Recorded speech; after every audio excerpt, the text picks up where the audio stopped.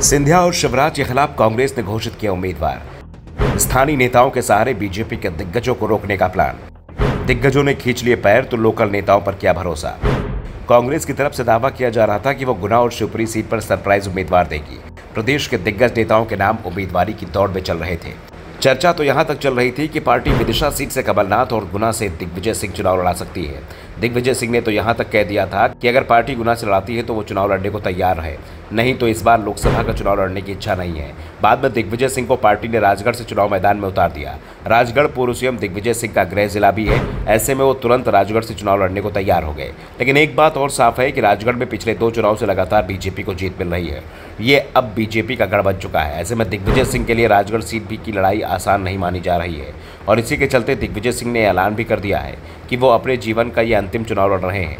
इसके बाद वो कोई भी चुनाव नहीं लड़ेंगे। दूसरी तरफ कमलनाथ ने तो चुनाव लड़ने से साफ साफ इनकार कर दिया है। कमलनाथ और दिग्विजय सिंह सिंधिया और शिवराज के खिलाफ चुनाव लड़ने से पीछे हटे तो फिर गुना सीट पर कांग्रेस के पूर्व प्रदेश अध्यक्ष अरुण यादव के नाम की चर्चा चली। लेकिन जब दिग्विजय और कमलनाथ ने बीजेपी के दिग्गजों के सामने उतरने से इनकार कर दिया तो अरुण यादव ने भी साफ कर दिया कि वो लोकसभा चुनाव नहीं लड़ेंगे।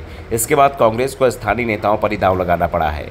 कांग्रेस ने बुधवार रात 4 राज्यों के 14 प्रत्याशियों का ऐलान किया है। इसमें मध्य प्रदेश के गुना में ज्योतिरादित्य सिंधिया के सामने राव यादवेंद्र सिंह को प्रत्याशी बनाया गया है। वहीं विदिशा में शिवराज सिंह चौहान के सामने प्रताप भानु शर्मा को टिकट दिया गया है। पार्टी अब तक 209 प्रत्याशियों का ऐलान कर चुकी है। बात मध्य प्रदेश की 29 सीटों की हो तो 25 सीटों पर उम्मीदवारों के नामों का ऐलान कर चुकी है। ग्वालियर, मुरैना और खंडवा सीट अभी भी होल्ड है, जबकि खजुराहो सीट सपा के लिए छोड़ी गई है। जिस तरह से कांग्रेस ने विदिशा और गुना सीट पर स्थानीय नेताओं को टिकट दिया है, उससे एक बात तो साफ हो गई है कि पार्टी बची हुई सीटों पर भी स्थानीय नेताओं पर ही दांव लगाएगी। पहले जिस सरप्राइज उम्मीदवार का दावा किया जा रहा था वो होता तो नहीं दिखाई दे रहा है। कांग्रेस ने अब तक जिन 25 सीटों पर प्रत्याशियों का ऐलान किया है उनमें से 5 सीटों पर सिटिंग विधायक को उतारा गया है। इनमें उज्जैन से महेश परमार, शहडोल से फुंदेलाल मार्को, भिंड से फूल सिंह बरैया, सतना से सिद्धार्थ कुशवाहा और मंडला से ओमकार सिंह मरकाम को टिकट दिया गया है। ऐसे में बची हुई 2 सीटों पर भी कांग्रेस वर्तमान विधायकों को टिकट दे सकती है। वैसे भी जिन 3 सीटों पर कांग्रेस को उम्मीदवार घोषित करना है उसमें से ग्वालियर और मुरैना संसदीय सीट में आने वाली विधानसभा सीटों पर हाल ही में विधानसभा चुनाव में कांग्रेस बीजेपी पर भारी पड़ी थी। मुरैना की 8 सीटों में से कांग्रेस को 5 और बीजेपी को सिर्फ 3 सीटों पर जीत मिली थी, जबकि ग्वालियर में दोनों ही दलों को 4-4 सीटों पर जीत मिली थी। लेकिन वोटों के मामले में कांग्रेस को बीजेपी पर बढ़त हासिल मिली।